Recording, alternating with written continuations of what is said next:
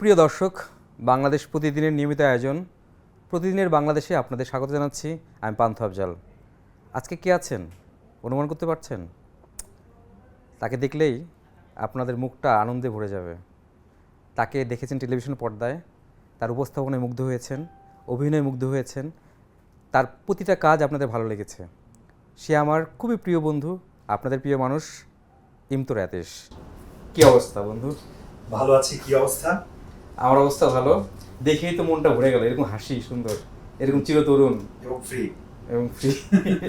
তো কেমন লাগছে, কেমন মানে টোটাল মিলে এখনকার নতুন বাংলাদেশ কেমন ফিল হচ্ছে? ফার্স্ট অফ অল বাংলাদেশের সবচেয়ে জনপ্রিয় দৈনিক বাংলাদেশ প্রতিদিনকে অনেক অনেক শুভেচ্ছা, যে শুরু থেকে আজ অবধি জনপ্রিয়তাটা ধরে রেখেছেন, পাঠকদের বিশ্বাস ভালোবাসাটা অর্জন করে ওটা ধরে রাখাটা অনেক বড় ব্যাপার। আর এমন একটা দর্শক নন্দিত পত্রিকার অফিসে এসে এই প্রতিদিনের বাংলাদেশ অনুষ্ঠানে আমন্ত্রিত হয়ে আমি তো খুবই সম্মানিত বোধ করছি। আমার কিন্তু ইমতু অনেক প্রশ্ন আছে কিন্তু। বলে ফেলো জন্তু। এই যে আমি রিসেন্টলি দেখলাম একটা ছবি দরদ নিয়ে, অনেক দরদ ভরা কথা হচ্ছে। ছবি বললে অনেকে ভুল বুঝে, পূর্ণদৈর্ঘ্য চলচ্চিত্র। হ্যাঁ, দরদ নিয়ে কথা হচ্ছে। এই দরদ নিয়ে আসলে কথাটা কি চলবে কতদিন ধরে, আর এটার কি অবস্থায় আছে? এই দরদ নিয়ে কথা চলবে সূর্য যতদিন জ্বলবে। আসলে এটার মূল আকর্ষণ তো শাকিব খান, এটা সবাই জানেন। বাংলাদেশের মানুষ যেভাবে শাকিব খানকে ভালোবাসা দিয়েছেন, এটা প্রত্যেকটা শিল্পীর একটা স্বপ্ন থাকে। তবে এটাও তার জার্নিটা দেখতে হবে, তার 26 বছর লেগেছে এই জায়গাটায় আসতে, তার ডেডিকেশন, তার কাজের প্রতি একাগ্রতা এবং দর্শকদের ভালোবাসার মূল্যায়নটা রাখা, কাজ বেছে বেছে করা, ভালো কাজ করা। তো দরদ আমি মনে করি যে বাংলাদেশের চলচ্চিত্রের ইতিহাসে এবং শাকিব ভাইয়ের কেরিয়ারে একটা অন্যতম thriller, suspense and romantic movie হতে যাচ্ছে।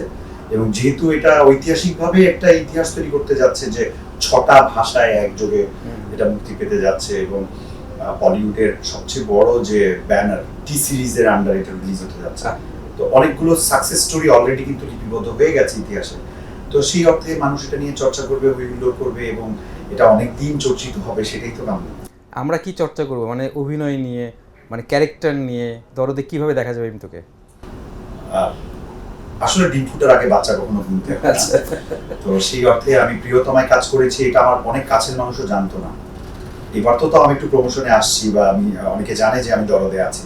প্রিয়তম আমি সেটাও হতে দিইনি। আসলে কাজ যখন কথা বলে না, তখন প্রমোশন করতে হয় না। তো একটু উঠানোই থাক। শুধু বলবো যে প্রত্যেকটা ক্যারেক্টার এখানে খুব ইম্পর্টেন্ট, কারণ গল্পটাকে টেনে নিয়ে যেতে হলে প্রত্যেকই ড্রাইভারের ক্যারেক্টারটাই করে। তো এখানে অনেকগুলো হত্যাকাণ্ড ঘটে দরদে, এটা ওপেন, এই জন্য আমিও রিভিল করছি। তো কেন হত্যাকাণ্ড ঘটে, কে করে, কেন করে, এই গল্পটাই যখন সর্বশেষ গিয়ে জানবে। এরপরে আরেকটা মানে এমন একটা ঝটকা আছে, যেটা আমি আর্টিস্ট হিসেবে যেদিন প্রথম আমি স্ক্রিপ্ট পড়েছি, আমি সেদিনই ঝটকাটা খেয়েছি এবং আমি মনে করেছি যে না, গল্প এটাকেই বলে। এখানে গল্পটাই কিন্তু আসলে হিরো। আচ্ছা, শাকিব ভাই তো এখানে আমাদের দুলুমিয়া করেছেন, কিন্তু এখানে গল্পটাই আসলে হিরো। আর অনন্য মামুন সবসময় কিন্তু তার গল্পে তার মেধার অনেক কাজ করেছিস, তার করেছি বললে তো এটা অতীত হয়ে গেল। কোটি মামুনের কাছে না, এখন কথা হলো যে দরদের আগে অনেকগুলো চলচ্চিত্র করা হয়েছে, মোটামুটি জৈবতী কন্যার মন মানে ভালো একটা কাজ হয়েছে, তারপরে প্রিয়তমা হলো, আবার বসন্ত হলো, ধোকা ওয়েব সিরিজ বলে, পার্টনার বলো, বিভিন্ন রকম কাজ হয়েছে। যদি কিন্তু তবু শিয়াব শাহিনের মানে অনেক কাজ করা হয়েছে।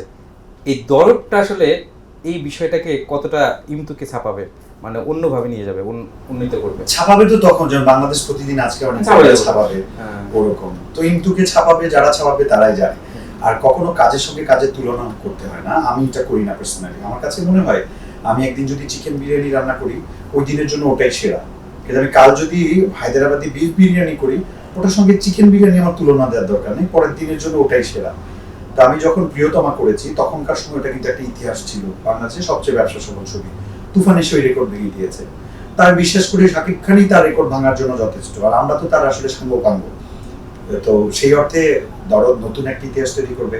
আর আমরা যদি একটু চোখ বুলাই, আমরা দেখি যে অনেক একটু আতঙ্কে থাকে যে ফেস্টিভ্যাল ছাড়া, ঈদ ছাড়া, কোনো বড় উৎসব ছাড়া সিনেমা রিলিজ দিয়ে সাকসেসফুল করে আনাটা কঠিন। কিন্তু আমরা কিন্তু অনেক মুভি দেখেছি, আমরা হাওয়া দেখেছি, দেবী দেখেছি, আমরা অনেক ভালো ভালো মুভি দেখেছি যারা নন ফেস্টিভ্যাল ডেতে রিলিজ করেও কিন্তু ব্যবসা সফল হয়েছে। আমাদের বাংলাদেশ ইতিহাসে সবচেয়ে বেশি দেখা ইউটিউবে যে গান খায়রুম সুন্দরী, সেই গানটার মুভিটা যে খায়রুম সুন্দরী সেটাও কিন্তু নন ফেস্টিভ্যাল ডেতেই রিলিজ দেওয়া। তো আমি খুব পজিটিভ, ধরো মানুষ খুব ভালোভাবেই নেবে। সবাই একটা কথা বলে যে সামথিং ইজ কুকিং, এবং ইমতুর অনেক কিছু কুক হচ্ছে এবং ও ভালো রান্না করে, ভালো খাবারের আয়োজন করে, বন্ধু বান্ধবদের আয়োজন করে, সেই বিষয় নিয়েও কথা হবে। তার আগে আমি জানতে চাই, দরদ নিয়ে একটা প্রচার হচ্ছে, দরদ দেখার পরে বলিউডে ডাক পাচ্ছে ইমতু অনেক। দরদ দেখার পরে না, দরদে কাজ করার পরে, হ্যাঁ কারেকশন করে নিচ্ছে। হ্যাঁ, প্রশ্নটা আবার করবি? হ্যাঁ হ্যাঁ, না আমি আবার বলে দে তুই, কিছু প্রস্তাব কি? না, আসলে ঘটনাটা হয়েছে কি, এটা খুব এমফাসাইজ করা হচ্ছে, প্রচারের প্রসার তো, जो दिखता है वो बिकता है একটা কথা আছে। আমি একটা ইন্টারভিউতে এটা বলেছিলাম। ঘটনাটা ঘটেছে ওখানে, আমরা উত্তরপ্রদেশের বানারস যে শহর, বেনারস বাংলায় যেটাকে বলি, ওখানে আমরা শুটিং এ গিয়েছিলাম, প্রায় 1 মাসের মতো ছিলাম ওখানে। তো আমরা যেখানে শুটিং করতে গিয়েছিলাম, বেনারস বা উত্তরপ্রদেশ ওরা একটা সাবসিডিয়ারি দেয়, আমি যতদূর জানি, যে কোনো দেশ, যে কোনো রাজ্য থেকে যদি ওদের ওখানে শুটিং করা হয়, টোটাল যে খরচটা হয় ওটার একটা পোর্শন আবার ওরা রাজ্য থেকে ওদেরকে আবার টাকাটা ফেরত দেওয়া হয়। তো এই জন্য অনেক ইন্ডাস্ট্রি ওখানে গিয়ে কাজ করে। আমরা যখন গিয়ে কাজ করছিলাম, আমরা তো এসকে, যেটা পশ্চিমবঙ্গের জনপ্রিয় একটা প্রোডাকশন হাউস, এসকে কিন্তু আমাদের দরদের one of the production house. So ওদের আন্ডারে গিয়েছি, আমাদের প্রত্যেকের ভ্যান ট্যান ছিল। আমরা যখন হোটেলে যেতাম তখন আমরা দেখতাম প্রচুর বলিউডের কাজ হচ্ছে ওখানে, বলিউডের টিম এসে কাজ করছে, ওখানকার technicians and the directorial people. তো ওদের সাথে খেতে গেলে দেখা হয়, বাইরে গিয়ে আমরা স্মোক করার সময় দেখা হয়। তো দেখা হতো এক্সচেঞ্জ দ্য হোয়াটসঅ্যাপ নাম্বার। তো দেখি যে আমি বাংলাদেশে আসার পরেও আমাকে বলছে যে আপনি একটু মুম্বাই আসেন, আপনি একটু দিল্লি আসেন, আমাদের এই প্রজেক্টে আপনাকে সিলেক্ট করা হয়েছে। ইভেন বাংলাদেশ থেকেও কয়েকটা প্রোডাকশন হাউস বলিউডের সাথে জয়েন্ট ভেঞ্চার কাজ করতে চাচ্ছে, যারা আমার সাথে কন্ট্যাক্ট করেছে। ওই কথাটাই আমি বলেছি বিনয়ের সঙ্গে, যে কিছু কাজের অফার আসতেছে। এবং এটা আমার মনে হয় যে দীর্ঘ 28 বছরের বেশি জার্নি ইমতুর, এই বলিউডের অফার কিন্তু চমক না। ইমতু কিন্তু অনেক আগে কিন্তু এটা না, আমি চমকের কথা চমকের, কিন্তু এই চমকটা কিন্তু ইমতু অনেক আগে দেখাতে পারতো। এত বছরে কেন ইমতু কিছু কিছু জায়গায় সিরিয়াস হয়নি কেন? কিন্তু এখানে আমার প্রশ্ন হচ্ছে 28 বছরটা কোথেকে আসলো? 2006 থেকে যদি হিসেব করে 18 হবে। 18 বছর, হ্যাঁ 18-28 যাই হোক, অনেক বছরই। 18 বছর নাম্বার ডাজন্ট ম্যাটার। হ্যাঁ হোক, নাম্বার এত বছর কেন হচ্ছে না? আচ্ছা, এই কেনটার মানে খুব সুন্দর একটা প্রশ্ন, কিন্তু আমি প্রশ্নটা বিনয়ের সঙ্গে বলি। আমাকে যে মানুষটা এই কথাটা বলেন, তারা আসলে আমাকে একটা ভিন্ন জায়গায় দেখতে চান।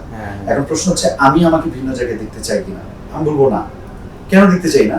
বিকজ আমি যে জায়গাটায় থাকি, জায়গাটা আমি খুব উপভোগ করি। আপনি যখন আপনার একটা জায়গায় উপভোগ করছেন, আপনি কেন অন্য জায়গায় যেতে যাবেন? যেমন ধরেন অনেকে আমেরিকায় শিফট হয়ে যাচ্ছে, আমাকে অনেকে ফোর্স করছে, দেশের অবস্থা ভালো না, তুমি আমেরিকায় শিফট হয়ে যাও, অন্য দেশে শিফট হয়ে যাও। আমি তো কম দেশ ঘুরি নাই, কিন্তু আমার কখনো মনে হয় নাই যে আমি ওখানে থাকবো, বেড়ানোর জন্য ভালো। তো আমার ক্যারিয়ারের জায়গাটাতে আমি সবসময় এটাই ভাবি যে আমি যেমন আছি, আমার কাছে মনে হয় এটাই আমার বেস্ট। এর চেয়ে বেশি বেস্ট থাকতে গেলে ওটা আমার না, আমি ওখানে ভালো থাকবো না।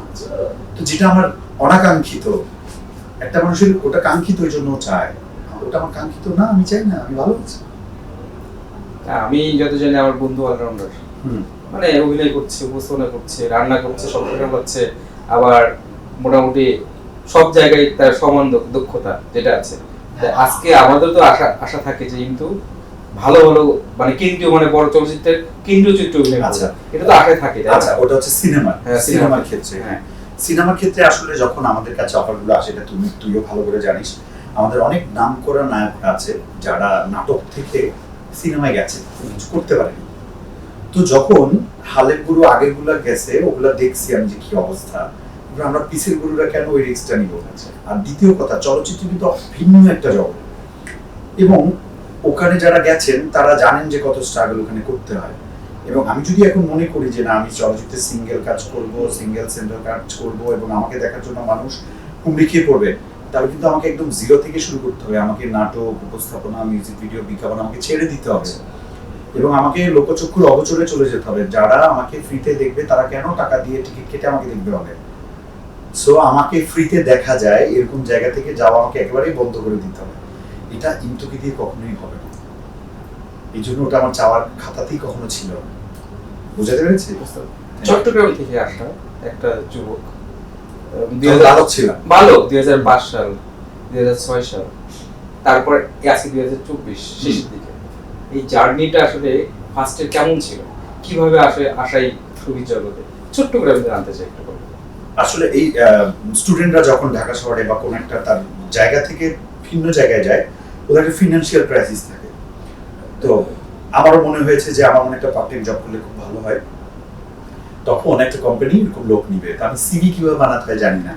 তা আমি কারণ বাজারে সিভি বানাতে গিয়েছিলাম আমার বন্ধুর অফিসে। লিফটে যাচ্ছিলাম, তখন অমিতাভ রেজা, আমাদের সম্মানিত বিজ্ঞাপন নির্মাতা এবং উনি কয়েকটি সিনেমা বানিয়েছেন, আয়নাবাজি। অমিতাভ রেজা আমাকে লিফটে দেখে আমার মনে হয়েছে আমাকে দিয়ে হয়তো মডেলিং হয়, আমাকে অফার করেছেন। তারপরে আমাকে অফিসে পাঠিয়েছেন, আমি গেলাম, অডিশন দিলাম, টিকে গেলাম। এই যে মেশিন শুরু, সেই মেশিন আর খাবে না, এই আমার শুরু। তারপরে তো উপস্থাপনায় একটা মানে প্রত্যেকটা টিভি চ্যানেলে, একুশ টেলিভিশন তো অবশ্য প্রিয় মুখ ছিল প্রথম, যেহেতু একুশ টেলিভিশন ছিল, এক একটা টেলিভিশনে ইমতু ছাড়া হয় না। এই উপস্থাপনের বিষয়টা আলাদা করে জানতে চাই, যে উপস্থাপক ইমতু, নিজেকে উপস্থাপক ইমতু ভাবতে কেমন? আসলে এটা খুব একটা হাস্যকর হয়ে যাবে। আমাকে লাইফ প্রথম যিনি কাস্ট করেছিলেন উপস্থাপনায়, উনি আমাকে বাদ দিয়ে দিয়েছেন এই অভিযোগে যে আমি উপস্থাপনা পারি না। তো আমি ওনাকে শ্রদ্ধার সঙ্গেই বলছি, হয়তো ওনার এই না জানাটাই আমাকে আরো বেশি জেদি করে তুলেছে, যাতে সবাই এটা জানতে বাধ্য হয় যে না, কিন্তু উপস্থাপনা জানে। আমি জানি না, এটা অবচেতন মনে, সাবকনশিয়াস মাইন্ড, মানুষের তিনটা থাকে, অচেতন, সচেতন এবং অবচেতন। তো আমার অবচেতন মনেই হয়তো আমার এই জিনিসগুলো হয়েছে। আর উপস্থাপনা আমার কাছে তখন মনে হয়েছে এটা খুব মজার, যখন আমাকে বলা হয়েছে স্ক্রিপ্ট লাগবে না, তুমি তোমার মতো করে বলো। তখন থেকেই কিন্তু আমি উপস্থাপনাটা এনজয় করা শুরু করেছি। এবং আমি থ্যাঙ্কস জানাই তৎকালীন চ্যানেল 1 বলে একটা চ্যানেল ছিল, ওখানে আফসানা মিমি বলে একজন প্রডিউসার ছিলেন। উনি আমাকে প্রথম বলেছিলেন যে আমি ইমতুকেই চাই, ইমতুকে দিয়েই হবে। উনাকে তখন ওই প্রডিউসার না করেছিলেন যিনি আমাকে বাদ দিয়েছিলেন, নিও না, খবরদার পেড়া খাবা। উনি বলেছেন আমি ইমতুকেই চাই। তাকে আমি দেখতে পাচ্ছি তার চেহারাটা। না, ওই ভদ্রলোক যিনি আমাকে প্রথমে না করেছিলেন, পরে আমাকে অসংখ্য কাজে নিয়েছেন। আচ্ছা। এবং আমাকে সরিও বলেছেন যে আমি ভুল ছিলাম, কিন্তু আমি ভুল ছিলাম, এই আর কি। এরপরে যে অভিনয়, মিউজিক ভিডিও অভিনয়, এই উপস্থাপনার পরে এই যে অভিনয় আসাটা, এটা কিভাবে হলো? মানে অভিনয়টা আমার কাছে সহজ কেন, আমি ছোটবেলা থেকেই অভিনয় করি। আমি মঞ্চ নাটক ছোটবেলা থেকেই করতাম এবং আমার ছোটবেলাতেই ন্যাশনাল অ্যাওয়ার্ড ছিল মঞ্চ নাটকের কারণে। তারপরে তো আমি মিডিয়ার পাশাপাশি আমি এখনো কিন্তু মহাকাল নাট্য সম্প্রদায়ের সঙ্গে আছি, এবং সেখানে আমাদের রবীন্দ্রনাথ ঠাকুরের বিসর্জন অর্জনে নিশিমন বিসর্জন, ইউ ওয়াচড, আমাদের হিজড়াদেরকে নিয়ে একটা নাটক শিখণ্ডী কথা, সেটা সেন্ট্রাল ক্যারেক্টার আমি করেছি, অনেকবার করেছি। এখন দাঁড়ির কারণে করতে পারি না, কারণ আমার অনেক নাটকের কন্টিনিউটি। তারপরে আমার গ্রিক মিথোলজি, জিউস অ্যান্ড প্রমিথিউসের গল্প নিয়ে আমাদের মহাকালের একটা নাটক আছে, সেখানে আমি জিউস ক্যারেক্টার, জিউস গডের ক্যারেক্টার করেছি। তো অভিনয়টা আমার রক্তে রক্তে, ছোটবেলা থেকে যেহেতু আমি আছি, অভিনয় নিয়ে আমার কোনো প্যারা খেতে হয় না, ভালোই লাগে। তার মানে ওইটা এখন চলমান, মোটামুটি ভালোই চলমান। এটা একটু আগে দেখলাম যে নতুন নতুন নায়িকাদের একটু এসএমএস করছে, অলংকার থেকে শুরু করে অনেকগুলো। এই নতুনদের, যেহেতু নতুনই বলা যায়, তোকে কেমন লাগে এর সাথে অভিনয় করতে? এটা আমার ছোটবেলায় একটা কথা মনে পড়ে গেছে। আমার মেডিকেল কলেজের বন্ধুরা মিলে যাচ্ছিল, একটা বাচ্চা মেয়েকে দেখে বলতেছে, হাই সুন্দরী, কেমন আছো? তো আরেক বন্ধু বলছে যে এই একটা বাচ্চা মেয়ের সাথে এরকম করছিস। বলে আরে বাচ্চা সাথে কি হইছে, কয়দিন পরে তো বড় হবে। তো যে নতুন নায়িকাদের সাথে আমার সম্পর্ক থাকবে এটাই স্বাভাবিক, কদিন পরে তোরা পুরান হবেই। অভিনয় করতে গিয়ে বলে না যে আপনার কিন্তু চাচা চাচা লাগে, বাবা বাবা লাগে? এটা এখন অবধি আমার হয়নি, বরঞ্চ নতুনদের সঙ্গেও আমার অনেক ইয়াং লাগে। এটা ডিরেক্টর আর সিনেমাটোগ্রাফারদের সে আর কি। এখনকার সময় একটু আমি জানতে চাচ্ছি যে টোটাল মিলে তোর কি কি কাজ যাচ্ছে বা যাবে?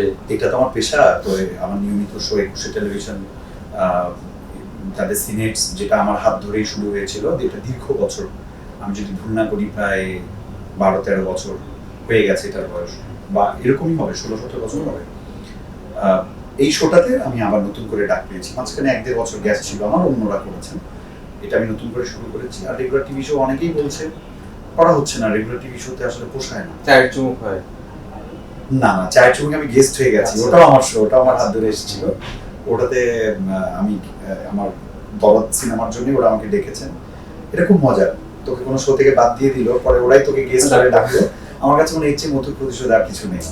আর আমি প্রতিশোধ নিতে পছন্দ করি না, কারণ এটা আমার কাজের জায়গা, এটা সবাই আপন। তো আমি সবকিছু পজিটিভলি নেওয়াটা অনেক আগেই শিখে গেছি, এই জন্য আমি জীবনে কোনো খারাপ থাকি না, ভালো থাকি। দেখা যায় তো ভালো। ইভেন তুই বকা দিলে মাইন্ড করি না। এখনকার সময় এই যে বাইরে যায় একজন উপস্থাপক নিয়ে মডেলরা, শিল্পীরা, অর্গানাইজার বাইরে থেকে অর্গানাইজ করে বা এখান থেকে করে, এই যে বাইরে নিয়ে যায়, এই বিষয়টাকে তুই কিভাবে দেখিস? খারাপ ভাবে দেখার কি কোনো এখানে অনেকে এটাকে অনেকভাবে কথা বলে যে এটার পিছনে অন্যরকম কোনো উদ্দেশ্য আছে নাকি। আদম বাচ্চা। হ্যাঁ, এরকম মানে অনেক বিষয় দেখে। আচ্ছা, যেহেতু অনন্য মামুনের সাথে কাজ করেছিস, এই বিষয়গুলো কিন্তু বিতর্কে এসেছে অনেক আগে। অনন্য মানুষের সঙ্গে আমি অনেকবারই দেশের বাইরে কাজ করেছি। হ্যাঁ। আমি ইন্ডিয়ায় কাজ করেছি, ইন্দোনেশিয়ায় কাজ করেছি, মালয়েশিয়ায় কাজ করেছি, সিঙ্গাপুর কাজ করেছি। আমি কখনো ওরকম কিছু দেখিনি। আর আমার কি মনে হয়, মানে উইথ ইউ রেসপেক্ট, মামুনকে আমি এরকম কখনোই মনে করি না, ও আমার অনেক কাছের বন্ধু। কেউ যদি এটা করে থাকে, ও আর্টিস্টকে জানিয়ে করবে না, এটা আমি মনে করি। আর যেহেতু আমার কাজের ক্ষেত্রে ইউরোপ, আমেরিকা, মিডল ইস্ট, একদম অস্ট্রেলিয়া পর্যন্ত ঘোরা হয়েছে, আমি পার্সোনালি শিল্পী হিসেবে এরকম দেখি নাই। একটা জায়গায় মালয়েশিয়া যাওয়ার সময় দেখেছিলাম, আমি প্রকাশ্যে একদম এয়ারপোর্টেই আমি প্রতিবাদ করেছিলাম যে এটা আমাদেরকে দিয়ে হবে না, সরি। এখন কি এগুলো ঘটছে? তুই কি মনে করিস এখনকার যারা কোরিওগ্রাফার, যারা কোরিওগ্রাফি করে, যারা অ্যারেঞ্জার, আয়োজক, তারা কিন্তু এগুলো করছে কিনা? যেহেতু মিডিয়া অনেক বছর ধরে আছিস, কোরিওগ্রাফাররা ভালো বলতে পারে, তুই আমারে জিজ্ঞেস করিস কেন? আমরা ভাষাবি না, যেহেতু দেখেছিস তুই। কোরিওগ্রাফাররা ভালো বলতে পারবে। এই যে এই সময় যে ভিউটা যখন আমি বেশি personally এটা believe কেমন করি না। লাগে? আমি পার্সোনালি এগুলো বিলিভ করি না। আমার অনেক নাটক আছে, আমার ভিউ মানে তো টাকা। 7 মিলিয়ন 8 মিলিয়ন, ঠিক আছে। হ্যাঁ, তুই যখন ভিউ হিসেবে কাজ করবি, তখন তোর মানে ভিউটার প্রতি তোর মনোযোগটা থাকবে, বা ভিউটা কিভাবে বাড়বে, এটা তার তুই অভিনয়টা কম করবি, এটা তো তোর কাজ না। তুই একটা প্রোডাক্ট করলি, আমি একটা মানে ধর তুই একটা মুরগি তরকারি রান্না করলি, আমি এটা সেল করব, এটা দায়িত্ব আমার, সেল করার দায়িত্ব। এটা কিভাবে দর্শকের কাছে পৌঁছাবো, দর্শকরা কেন দেখবে, বেশি দর্শক যাতে দেখে, এটা আমার দায়িত্ব, এটা তোর দায়িত্ব না। বাবুর্চি রান্নাবাদ দিয়া যদি সেলের দিকে মনোযোগ দেয়, তাহলে তো আর অ্যাক্টিং থাকলো না। এই কারণে তুই খেয়াল করবি, আমাদের ভিউ আর্টিস্টরা কিন্তু বেশি দিন থাকে না, পড়ে যায়। তাকে কিন্তু গতানুগতিক একটা ধারায় চলে যায়, ওরা কিন্তু আর ওই ভিউ আর্টিস্ট থাকে না। অনেক আর্টিস্ট আসছে, এখন নাই। আবার এখন যারা আছে তারা কতদিন থাকবে আমি জানি না। সবাইকে সম্মান করে বলছি, যাদের নাটক দর্শকরা বেশি দেখে, এটা খুব অ্যাপ্রিসিয়েবল। কিন্তু মানে সবার নাটক বেশি দর্শক দেখবে, এটা তো আশা করাটাই আসলে চিন্তার দোষ। 18 বছরে ইমতুল ভিউ কি বাড়েনি? মানে আমি তো কখনো ভিউ নিয়ে ভাবিই নি। এই যে আমি তো কাজ ভিউ করছি, জনপ্রিয়তা, ভিউ মানে আমি তো অনেক কাজ করেছি। তো যখন ওই যে আলহামদুলিল্লাহ 1 মিলিয়ন ডান, আলহামদুলিল্লাহ 2 মিলিয়ন ডান, আমি এই ধরনের পোস্টগুলো কখনো শেয়ার করি না। এটা অন্য আর্টিস্টদেরকে ছোট করা হয়। ভাইরাল কেমন তো করতে, এই যে ভাইরাল হওয়া রাতারাতি, তোর তো ক্যারিয়ার একটা দীর্ঘ একটা জার্নি আছে। এখন যারা রাতারাতি ভাইরাল হয়ে যাচ্ছে এবং তারা কিন্তু কাজ পাচ্ছে, প্রস্তাব পাচ্ছে, ফেসবুক ইনবক্সে নক করে তাদেরকে কাজ দিচ্ছে। ওই যে রাতারাতি যারা ভাইরাল হচ্ছে, তো কদিন পরে এসে বলছে আমার পেজে রিচ পড়ে গেছে, তো তখন তো আমারই হাসি পায়। তোমার পেজের রিচ যখন উঠানো ছিল, ওটা নিয়ে নাচার কি দরকার ছিল? তখন তোমার বোঝা উচিত ছিল রিচটা পড়ে যাবে, তখন কি করা উচিত ছিল? এই জন্য আমরা যারা মানে মেধাভিত্তিক আর্টিস্ট আছি, যারা মেধাটাকে প্রায়োরিটি দিই, এই ব্যাপারটা মাথায় রাখা উচিত যে আমাকে সবসময় কাজ করতে হবে। আমার ভিউর কাজও করতে হবে, নন ভিউর কাজ করতে হবে, আমার কোয়ালিটি কাজ করতে হবে, আমাকে সস্তা কাজও করতে হবে। কারণ আলু তার দাম কিন্তু বেশি না, কিন্তু সব তরকারিতেই লাগে, এটা মনে রাখতে হবে। এই সময়ে নতুন দেশ সংস্কার চাচ্ছে, নতুন দেশ না, একটা নতুন একটা পুনর্গঠন হচ্ছে। সেখানে শিল্পীদের সংস্কার চাচ্ছে, শিল্পীরা যাতে আগের যে বিহেভিয়ার, যেরকম শৃঙ্খলাবোধ ছিল, যেরকম মানে না মানে গোবেচারা টাইপের ছিল বা একটু একগুয়ে টাইপের ছিল, তারা কিন্তু তাদের সংস্কার চাচ্ছে, তার দায়িত্ব জ্ঞানহীন ছিল। এটা আবার চাচ্ছে অভিনয় শিল্পী সংঘ বা যতগুলো সংঘের সংস্কার চাচ্ছে, এই ইন্ডাস্ট্রি সংস্কার চাচ্ছে। এই বিষয়টা নিয়ে আমি ইমতাকে জানতে চাচ্ছি। তৎকালীন সময়ে একটা খুব জনপ্রিয় নিউজ চ্যানেলকে আমি ইন্টারভিউতে এটা বলেছিলাম যে সকল সংগঠনকে বিনয়ের সঙ্গে এবং সম্মানের সঙ্গে বলছি, ওনাদের প্রতি আমার কোনো সম্মান নাই। আমি কথাটা প্রকাশ্যে বলেছি, এটার জন্য আমাকে অনেক কিছু ফেস করতে হয়েছে। কিন্তু আমি এই জন্যই বলেছি, কারণ সংগঠনগুলো যদি ঠুটো জগন্নাথ হয়ে থাকে আর একটা নির্দিষ্ট শ্রেণীকে যদি স্বার্থ সংরক্ষণ করা হয়, এবং শিল্পীদের সংগঠনে যদি শিল্পীদের স্বার্থ সংরক্ষণ না হয়, তো সেই শিল্পী সংগঠনের নাম হলে তো হলো না। আমি বলবো সংস্কার সব জায়গায় দরকার, কিন্তু তোমাকে বদলে আমি যাবো এই নিয়তে আমি সংস্কারের ধোঁয়া তুলবো, সেই সংস্কারের পক্ষে আমি না। সত্যিকার অর্থে সংস্কার হোক, আমরা শিল্পীরা, কলা কুশলীরা যে যেই জায়গায় আছি, একটা সুন্দর বাংলাদেশের স্বপ্ন দেখি, একটা গোছানো ডিসিপ্লিন, একটা কল্যাণকর, একটা মানবিক বাংলাদেশের স্বপ্ন দেখি। আমরা সেই বাংলাদেশটা হোক, সত্যিকার অর্থেই সেই ধরনের পদক্ষেপ নেওয়া হোক, সেটা প্রত্যাশা করি সচেতন নাগরিক হিসাবে। কিন্তু তোমাকে সরানোর জন্য বলবো তুমি অমুকের দোষর তোমাকে দিয়ে হবে না, যেটা যে এখন শিল্পকলায় হচ্ছে, যেখানেই হোক না, শিল্পকলায় রিসার্চ ইস্যুতে নাটক বন্ধ করে দিচ্ছে, নিত্য পুরাণ। আসলে আমরা এটাকে ন্যারেটিভ করে না ফেলি, নাটক বন্ধ করে দিচ্ছে কথাটা তো ঠিক না, নাটক একটা বন্ধ হয়েছে এবং যে যার জায়গা থেকে প্রতিবাদ হয়েছে। এখন আমরা দেখবো প্রশাসন কি করে, প্রশাসনের সিদ্ধান্তের উপর আমরা বুঝবো যে ওনারা কি চান। কিছু কিছু জায়গায় আমরা হতাশ হচ্ছি, কিছু কিছু জায়গায় আমরা আশাবাদী হচ্ছি, কিন্তু আশা করা ছাড়া এটা ছাড়া যাবে না, আশা করতে হবে, স্বপ্ন মানুষকে বাঁচিয়ে রাখে। আচ্ছা দোস্ত, আমি ব্যক্তিগত জীবন সম্পর্কে তো জানি, যেহেতু শাকিব খানের সাথে অনেক কাজ করেছিস। অনেক না, 2টা। হ্যাঁ, কাজ মানে যতটুকু জানা শাকিব খানে কিন্তু ব্যক্তিগত জীবন নিয়ে অনেক লুকোচুরি করে, অনেক বিষয় করে, যেগুলো বলে কি বলে না, বিয়ে নিয়ে বলে না, প্রেম ভালোবাসা নিয়ে বলে না। তোর এরকম কোনো বিষয় আছে কিনা যেগুলো তুই বলতে চাস কিন্তু বলতে পারছিস না, আজকে কি বলা যায়? একটা গোপন কথা আমি শেয়ার করতে চাই। আমার 2টা মেয়ে আছে, একটা নাম লাকি, একটা নাম ফ্লাওয়ার। ওরা পার্সিয়ান ক্যাট। আচ্ছা, এবং আমি খুব তাড়াতাড়ি ওদেরকে বিয়ে দিব, ছেলে খুঁজতেছি। মার কি অবস্থা? বিড়ালের মা। আমার ওয়াইফ, তুই তো সবই জানিস, ও টিভি চ্যানেলে আছে, অনেকেই জানে না। ওকে, না আমার মনে হয় ম্যাক্সিমাম আমাকে যারা ভালোবাসে জানে। আমার ওয়াইফ সে ডেফিনেটলি একজন ভদ্রমহিলা এবং তিনি একটা টিভি চ্যানেলে আছেন সিনিয়র প্রোগ্রাম প্রডিউসার হিসেবে। আর এই তো, ও ভালো আছে, ঠিকঠাক আছে। ঠান্ডা লাগছে, কাশতে দেখলাম আজকে। ডিফারেন্ট টাইপের দুজনের মধ্যে মেন্টালিটি যে থাকে, সমস্যা হয় কিনা? যে তোর আমার মনে হয় সমস্যা হচ্ছে না, ফায়দাটা অনেক বেশি। কারণ সংসার একটা প্রতিষ্ঠান, এই সংসার টিকতে গেলে জামাইয়ের অপোজিট বউটা হওয়া খুব জরুরি। আর আমি একটু উড়নচণ্ডী, বন্ধু বান্ধব প্রিয় মানুষ, আনন্দ হুল্লোড় করা মানুষ। আমার বউ হচ্ছে একদম অপোজিট, ও একটু ইন্ট্রোভার্ট, ও একটু মানুষকে গ্রহণ করতে সময় নেয়, কিন্তু ও ভেতর থেকে একদম পরিপূর্ণ একটা খাঁটি মানুষ, মাটির মানুষ।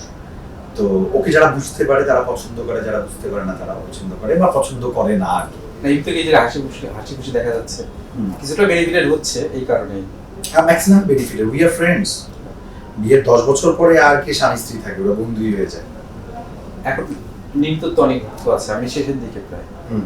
আমি জানি নিমতো গান জানে, ভালো গানও করতে পারে। আমি 2টা লাইন, থিয়েটার যেহেতু আর্টিস্ট, আমি 2টা লাইন শুনতে চাই।